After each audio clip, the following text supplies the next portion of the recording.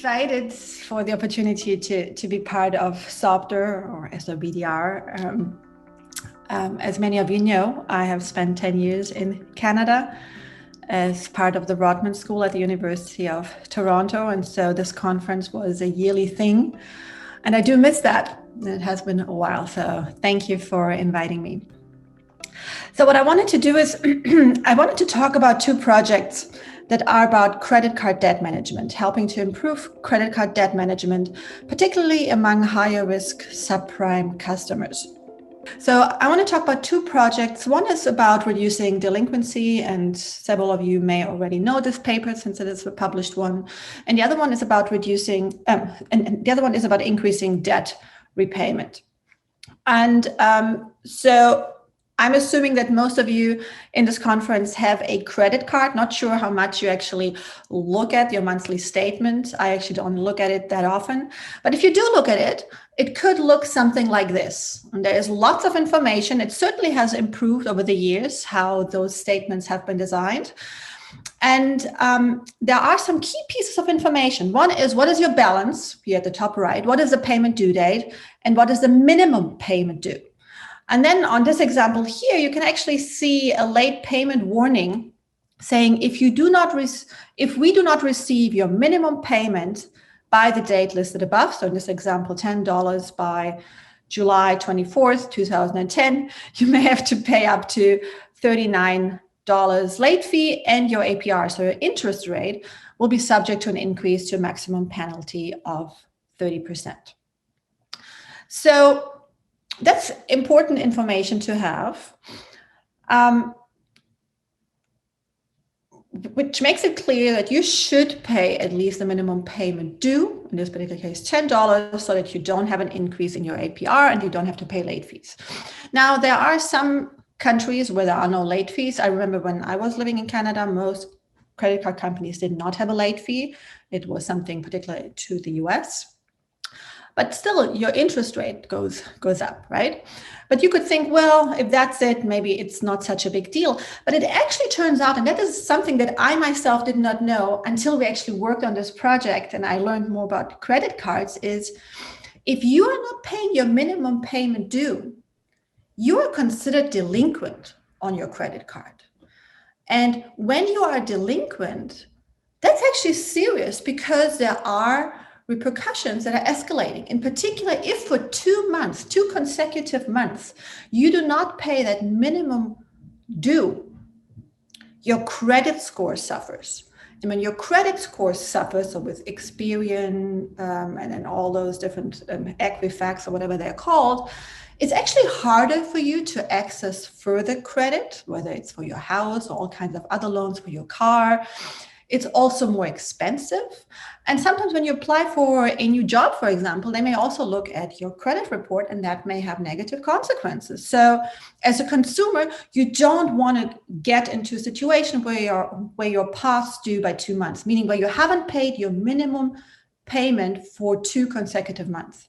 And if you haven't done it for 4 consecutive months, you're being charged off. So your account is being closed, you're being handed over to a collection agency that then just tries to recoup whatever they can. And then they share this between themselves and the bank, right?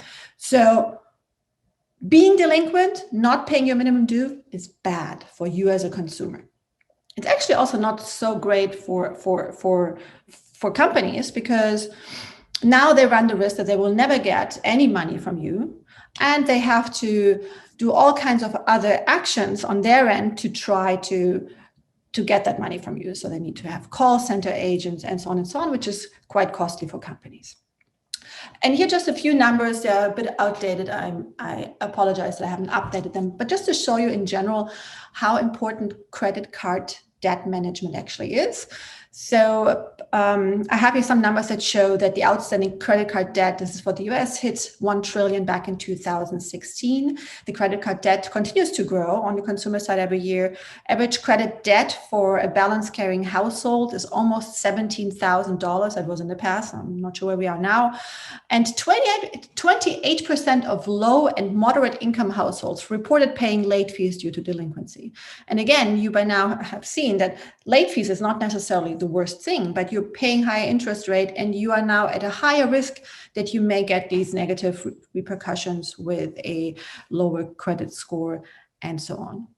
So it's certainly, I think, an interesting and important topic where we behavioral scientists should try to work on. And there are obviously many of us who are doing so, and there are several amongst us that are doing much more work and are more experts than I am in this domain. So I think it's maybe just worthwhile to recall a few of this of the hypotheses for that. When we think of, well, what is it when it comes to consumers and the behavior that contributes to debt? Obviously, there are all kinds of behavioral biases, but when it comes to the use of credit cards, such as we know pain of paying, and I know that Dilip is on the call, who has done a lot of work on how consumers act when they pay with credit cards versus with cash, right? And we know from his work and also from others' work that when people pay with credit cards, they spend more money because they don't feel the pain of paying. It's harder to keep track of the transaction, and so on and so on and so on. There's also other work, again here by Dilip and Amar Chima, showing that people often also use their credit limit as a signal of how much they can spend. We also know that present bias people tend to have higher amounts of credit card debt, and so on and so on. We also know that there are several biases when it comes to repayment of credit cards. We all know about Richard Thaler's work about mental accounting. So the money doesn't become fungible. And so we can find this paradoxical behavior where people simultaneously have both. They have high interest carrying credit card debt, and at the same time, they have savings, very, very low interest savings, but they are not using those savings to paying off the credit card debt, right? Then we also know there's research on perceived progress. So people like to feel that they're making progress. So they sometimes choose to pay off low balances that they can close out rather than looking which are actually the accounts with the highest interest rates that I should pay off first. And people also here are often affected by anchors such as the suggested monthly pay or minimum payment, and so on and so on, so on. We also know that financial literacy is a very good predictor of high levels of debt and other negative financial behaviors. But at least so far, the evidence, and there is this wonderful meta-analysis by Fernandez and others, has shown that when you try to target financial literacy, the gains from that are not really that great, at least so far. That may not mean that financial literacy interventions are not the right ones. It may just simply mean that we have not figured out the right ones. But at least so far, financial literacy doesn't seem to be a good intervention point. And since I'm a behavioral scientist, I like to think of interventions and like to test them. I'm always delighted when we have those kind of opportunities with companies or organizations. And we had the wonderful ability to try and test some behavioral interventions to reduce credit card delinquency. So when you think of, okay, well, where does this research fit in the existing research? Well, so the previous research has particularly focused on how do we prioritize which debt to pay off first, and how do we get customers to pay off more of their statement balance. This research, the first one that I'm going to show you, is about, well, how do we get customers who get delinquent? How do we get them out of delinquency and make them become current? So that is the goal of this first research. So what do credit card companies do when customers become delinquent? That's the first question that I actually asked after I understood what delinquency means. And what I saw with my team was that it seems that banks or credit card companies basically have the assumption where they think the account holder either forgot, so the end of the month came, the due date when they were supposed to pay their minimum due, and they haven't done so. So it must be because they either just forgot, and therefore then they only need a reminder, or they don't have the money, and that's why they didn't do this. So it seems almost like this. It's just one or the other. And so if this is your assumption, it makes perfect sense what many of the banks or companies are doing. What they're doing is, so the due date has passed, you have not paid your minimum due, and they send out an IVR message, an interactive voice recording message. So you pick up your cell phone and there is this automated voice recorder that tells you that you're past due. And the advantage of this is it's super cost effective because it's the same message for everybody. It's super controlled because it's an automated script. So you can just push this out on a very large volume level. And when you look at those kind of IVR messages, they typically have a 3-level structure. So the first one is, due to a legal requirement, they have to assure that they're actually talking to the right person. So you would get a phone call and it would say, this is a very important call for Nina Mažar. If you are Nina Mažar, please press 1. Right? And so if I do press 1, now we're getting into the interactive level 2, where I'm hearing, oh, you are past due. Please make sure to make your payment immediately. And then they usually say something like, well, if you have already made your payment in the meantime, just press 1. If you're going to pay within the next 3 days, please press 2. Or if you want to speak to an agent, press 3. Obviously, you can always hang up anytime when you get this IVR. And then it's just thank you and goodbye. And that's basically it. And over the last few years, there have been some really impressive field experiment papers building on theory from Golbitzer on the intention-action gap and how it can be mitigated by implementation intentional planning prompts. So the idea here is that oftentimes people have the ability to act and they want to act, but they don't follow through. Like, I want to work out all the time, actually, since I had my daughter, which is now 4 years, and I still haven't done so. So I have the ability, but I haven't managed to do so, right? And so is there anything we can do to help people follow through on their intentions? And so this is where the work by Golbitzer comes in, he and his team. They have shown if you help people to form concrete action plans where you actually formalize for yourself, well, when, where, and how am I going to act? That helps and increases the likelihood of people to achieve their goal, to achieve their intentions.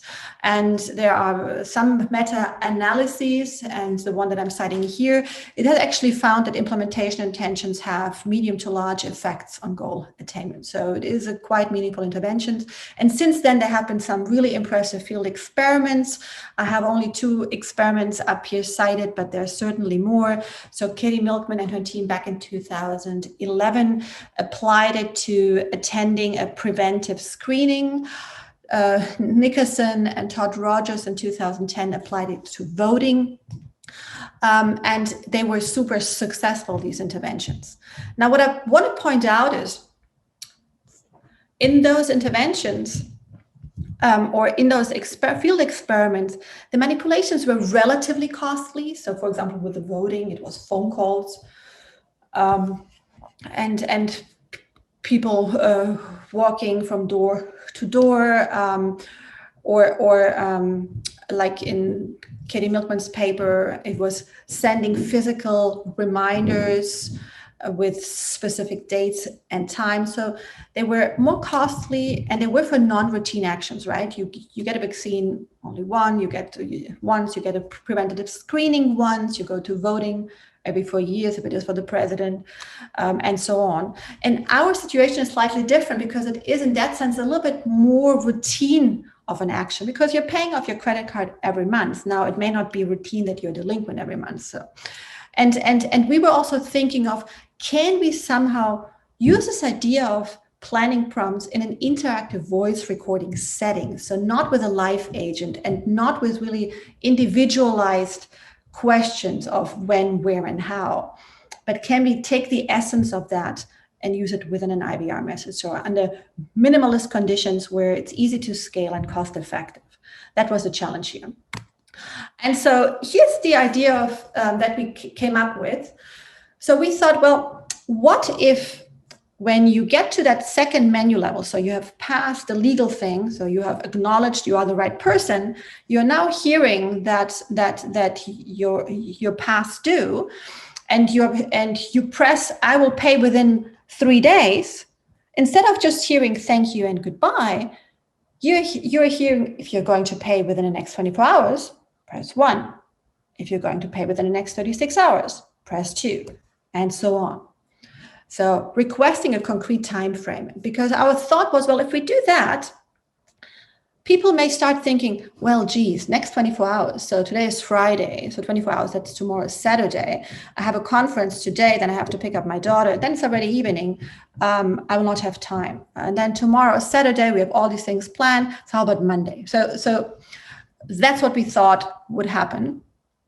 And as I said, we thought of implementing that right after the total reminder for those people who say they are going to pay within the 3 days. So who have the intention to act, and help them to follow through on that.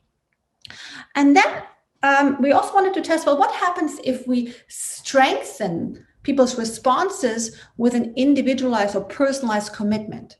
So for some people, after they pressed, for example, I'm going to pay within 48 hours, they would hear, Nina, you have committed to pay, and then they would hear the minimum due within the next, 24 hours or 48 hours or whatever I indicated. Press 1 to confirm your commitment to this pledge. So that was right after they have indicated within how many hours they would pay. Now, that was the idea that we came up with. I'm not saying this is the best one, but that is what we ultimately suggested. And the company rightly so pointed out, yes, we understand what you're saying, but you should also keep in mind that this makes this IVR script longer.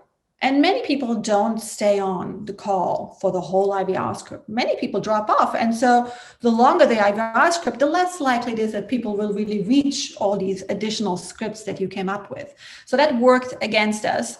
But we thought it would still make a difference because we didn't think it was that much longer. And so that is what we tried out. So this is our experimental design.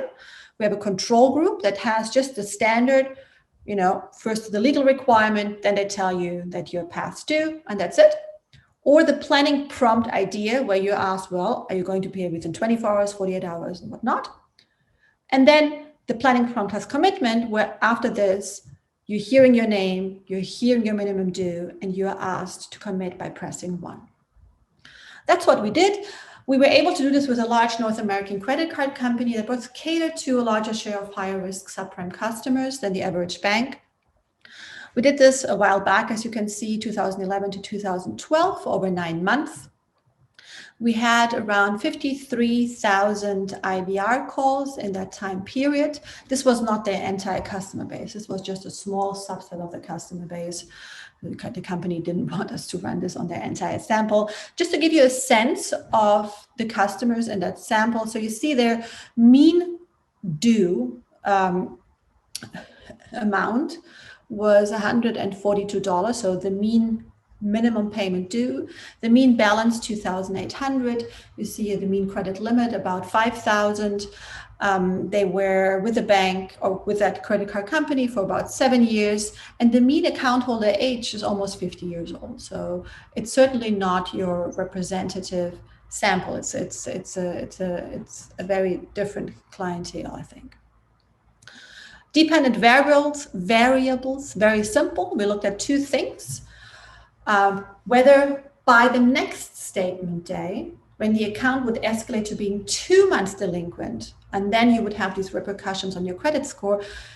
Has that account cured by that next statement day? And what does cured mean? Cured means, is the account now current? Have they paid off their minimum amount due so that they are no longer considered delinquent?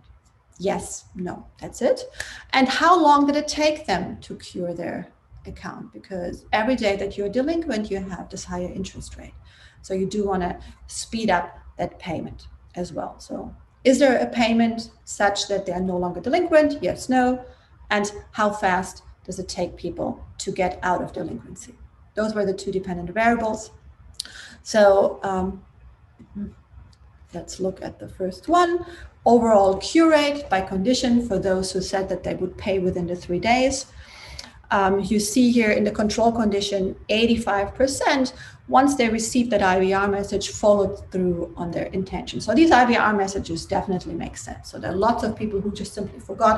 You call them, they get the message, and yes, they follow through and pay. When we add the planning prompt, despite being longer, we are actually able to significantly increase the cure rates to 87%. And when we add the commitment, even though it is even longer than that, it's a tiny bit more. Overall days to cure, you also see that in the best performing condition, we are about a half day on average faster. And just to show you what is the effect of the commitment. So I have here the planning prompt. So that was one of our interventions, and the planning prompt plus commitment. So in each of the first two rows. And you can see here the likelihood of meeting that self-imposed duration that people picked. And you can see here that adding the commitment gives a boost to almost all individuals, except for those that said that they would pay within 24 hours. So if you said that you pay within 24 hours, adding the commitment doesn't do anything. But for the others, it did give a boost between 8% and 5.5%. So that's the first one. So the conclusion here is that even a minimal automatic prompt delivered through IVR can reduce the intention action gap that so often prevents people from completing beneficial behaviors and help people to get out of delinquency and do so faster. Now you may say, well, the effect is not big, but you know, I mean, 3-4% does make quite a difference for some people for something that was at no cost for the company, right? It was just changing the IVR script, the text of the IVR script, and the number of interactions of the IVR script, and nothing else other than that. And I think what was nice here to show was that implementation intention interventions can also affect more routine behaviors and in a cost-effective and certainly easy to scale way. And finally, this also shows that the delinquency might not just be a result of forgetting or sheer inability to make a payment, but also for some people due to non-specific plans to follow through on their payment intentions. So that is that first project. This is the one that we published, I believe, in 2018 in the Journal of Consumer Psychology. It's also open access, so anybody can go to that journal and download it. And now I want to show you, and I still have some time, this second project that is with a different company, and I will show you briefly in a few slides how their customer base is different. And here it was about increasing debt repayment, so trying to get people to pay off more of their monthly balance that they are carrying. So this is not about delinquency, it's about paying off more of their balance. So if we go back to our credit card statement, right? So you know what your balance is, you know by when you can pay, so that you, in theory, don't have to pay any interest on your purchases.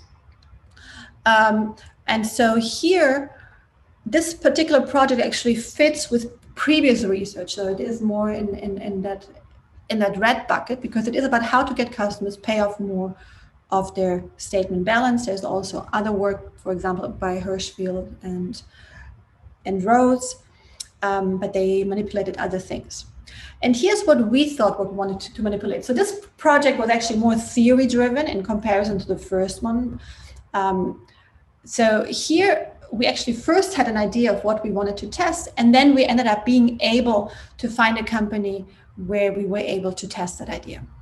So there is this concept of scope insensitivity bias. If you look at the paper by David Schade and Payne from '94, where they found that people are insensitive to the number or quantity when making payments or when making judgments. So let me give you a very simple example.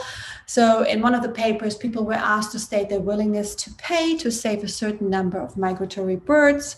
Some people were asked how much they would pay to save 2,000 of them. Others were asked how much would you pay to save 20,000. Others were asked how much would you pay to save 200,000. This was between subjects. And people gave more or less the similar answers. It didn't matter how many birds. They were insensitive to the number of birds saved. And a different example by Daniel Kahneman and Knetsch in 92, they asked people for their willingness to pay for a toxic waste treatment facility that would treat all toxic waste in British Columbia. And this was again a between subject design, and they asked some people about how much would you pay if it was a one-time payment, while others were asked, well, how much would you pay every year for a period of 5 years? And the median willingness to pay overall, again, was the same. So in this particular case, they were insensitive to the number of payments. And this is where we thought, well, that's interesting. What if people were paying off more often, not just once a month, part of their credit card balance, but if they did it multiple times, would they be insensitive to the number of times, and so overall end up paying off more of their balance than if they do what they typically do, just pay once a month? That was the idea here. So instead of usually by the end of a cycle, you pay one payment, what if we encourage people to, for example, pay bi-weekly or in general, just multiple times? So would they end up paying more? That was the idea, and we have 4 studies that I would like to present. This will actually go quite quickly. We have 2 pilot lab experiment studies that we ran with mTurkers, where we have scenarios. They were hypothetical and not incentive compatible. And then we have field data from a company where we look at correlational evidence. And then finally, the field experiment with the same company from whom we got the field data for our study 3. So how does the pilot lab experiment 1 look like? So here on the right-hand side, you see how one of the screens looked like. Suppose that you just received your credit card bill with the information below, and you would see the total balance. Suppose that you plan on making 2 payments this month, 2 weeks apart from each other. In dollars, how much of your credit card bill would you pay in each payment? And this was a 2-by-2 between subject design. So we manipulated between participants whether they saw either a total balance that was relatively high versus relatively low. So either 2,200 versus 1,700. And half of participants had this kind of screen where they were told, suppose you're planning to make 2 payments, while the other half was just asked how much would they pay if they were making just 1 payment. So as I said, Amazon mTurk, 203 participants, and the lab study 2, very similar. But here we had a 2-by-3 participant design. We again had high and low balance, although the high and low were more extreme in this particular case. And the other factor that we manipulated was whether they were making 1 monthly payment, bi-weekly payments, so 2 times a month, or we gave them a choice where they decide if they wanted to pay once or 2 times. And here we have 304 participants, again, Amazon mTurk. And here are the results of pilot lab 1. What you can see here, it didn't matter if it was low or high balance. When people were in the condition where they were told that they had planned to make 2 payments that month, the total payment that they made was significantly higher in the biweekly condition. So this is the condition that is represented here with the red bars, as opposed to the blue bars that is just 1 payment per month.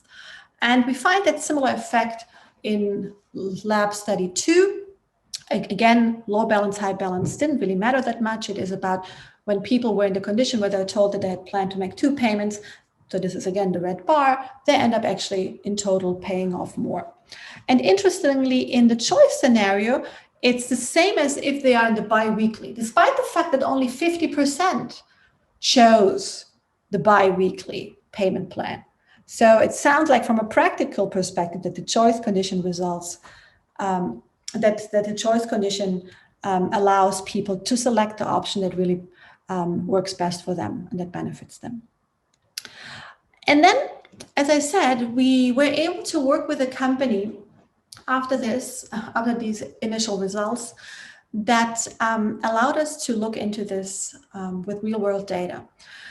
And this is a North American credit card company that provides credit to people with poor and no credit. It's an unsecured credit card that was designed specifically for underserved, deep subprime borrowers with a credit score between 300 and 600. So that's really very low. And the idea of that product, of that credit card that they were offering for this specific group, was to help them to move at some point to the financial mainstream. And now notice this was a small dollar loan product. And while this was a wonderful product and idea, I do need to point out what is different for this particular product, because it's also unsecured, is that this card, unlike other credit cards, does not offer a grace period on interest. So you, with your credit card, you go to a store and you buy something, you don't have to pay any credit, any interest until you receive your balance, your credit card statement that shows you when your due date is, right? So until the due date, you do not have to pay any interest. Only for the balance that you are not paying off after that due date, you are paying interest. But here, as soon as you're making a purchase, immediately you have to pay interest. So the idea here is that you should not carry a balance for too long. And so it is really in people's interest here to pay off as much as they can of their balance and as soon as they can. That's why we thought this was potentially an interesting group for this type of interventions, where we try to get people to pay multiple times. So this was done, the data collection was done, it started back in 2018 for experiment 4, but here now we just look at data of that company before running any field experiment. So we got data from almost 2 years, and we looked at people's balance, credit, debit, payments, interest, and payment dates.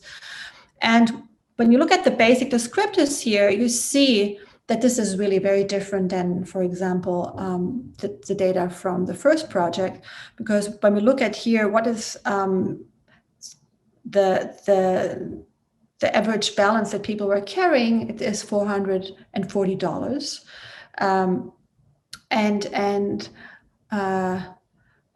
the average credit line is just a little over $500.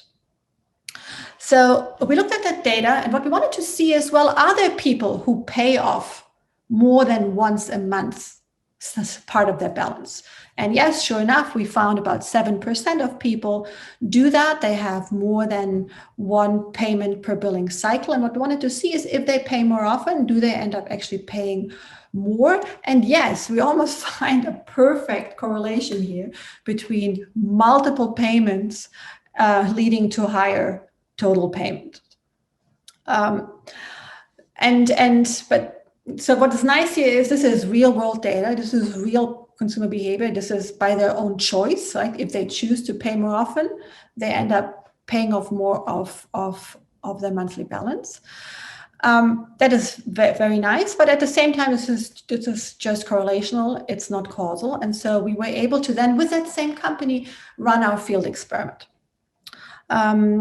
I should say we picked here a subsample of consumers. There were certain criteria.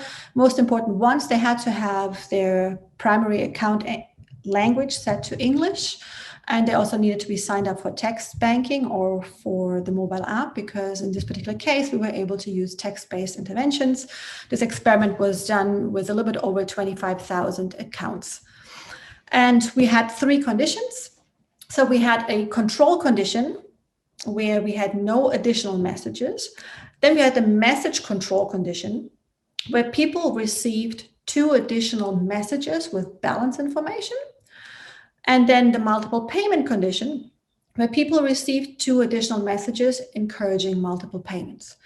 So 2 additional messages were sent 17 and 10 days prior to the due date. This intervention lasted for 3 billing cycles. So we ran this experiment from May 2018 to August 2018. And just to give you a sense, so these 2 additional messages at 17 and 10 days prior to due date, if you were in the multiple payment condition, you would get something like this. Hi, Nina. Many customers find it easier to manage their credit card balance when they make more than 1 payment per billing cycle. If you'd like to make more than 1 payment this billing cycle, this would be a good time to make one of these payments. And then you would get information about your balance. And the message control condition also sent 2 text messages to consumers at 17 and 10 days prior to the due date, but there people would just get information about their balance. Hi, Nina. Many customers find it easier to manage their credit card debt balance when they receive additional messages per billing cycle with balance information. Here's yours. And then again, your current balance is so-and-so. That's the message control condition. And again, we had a control condition that didn't have any messages or no extra messages like here. And when we look at just the first cycle, because that is really the clean data, right? Because we ran our experiment for 3 consecutive months. And if you were in one condition in the first month, you would stay in that same condition for the subsequent months. But when we just look at the first month and we look at the percent of accounts making multiple payments, our multiple payment conditions, so the one on the far right, the dark green, we see that we were significantly able to increase the number of people, the percent of people making multiple payments in comparison to control, where there were no additional messages, as well as in comparison to the message control, again, that also received 2 extra text messages at the same time, but not with the motivation or the language, hey, it may be good to pay multiple times of your balance, but rather just getting you information about where your balance is.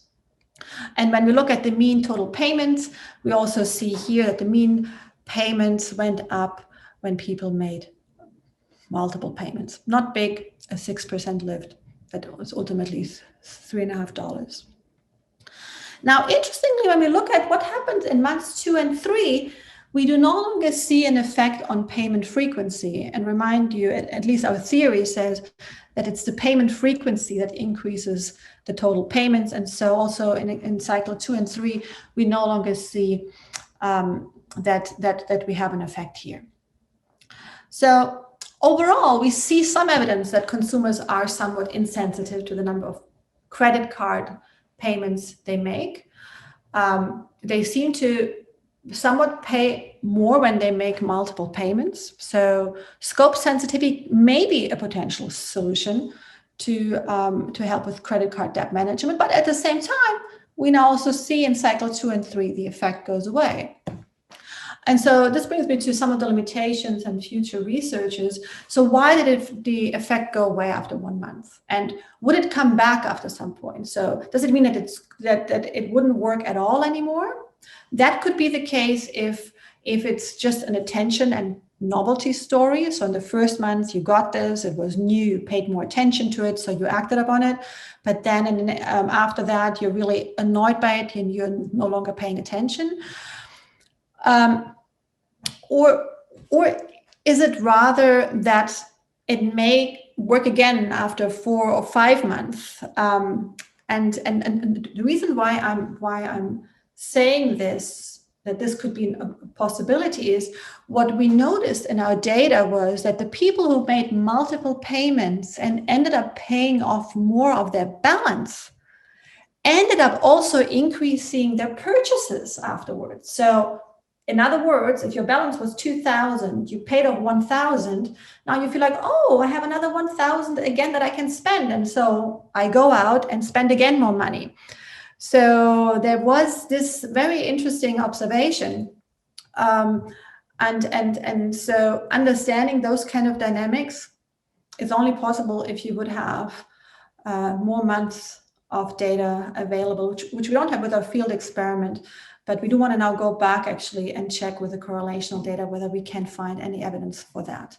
The other thing is also notice that this was really a very, very, very special and unusual group to study with, right? So these are people who don't have that much money to begin with. So maybe once they have made multiple payments in 1 month, they just don't have that much slack to continue doing that in the subsequent months. So maybe scope insensitivity is a low cost, good interventions for some customers, but not necessarily for all customers. So this is where that question of heterogeneity comes in. So which customers would benefit most from such an interventions? So overall conclusions, I think from a societal relevance perspective, I think we and I don't just mean myself, but also almost everybody here at this conference and others have shown that there are ways to come up with simple and inexpensive behavioral interventions that can really have positive effects on people's lives, here in this particular case on debt management. But also from an ethics perspective, and when we talk about field experiments, it becomes really important when we move from the lab to the field to think about, well, what are the longer term effects of the interventions that we're coming up with? Are they still effective after a while? Are they worthwhile given the costs? What about heterogeneity? Do they work better with some and not with others? Should we try and think of different interventions for different groups of people? And we really need to be thinking about unexpected and undesirable side effects, right? As I mentioned, we have now found that those who in the first month who paid more often and paid more of their balance ended up subsequently making more purchases. Doesn't necessarily sound good for this particular group. On the other hand, maybe they're making the purchases that they need to do. We don't know. And so I guess all I'm saying here is it's important to be more mindful of that, and if possible to be able to follow up on this. And so but that also depends on a large part on the company you're working with, whether they're giving you the opportunity. But I do think this is important. And I'll leave it at that.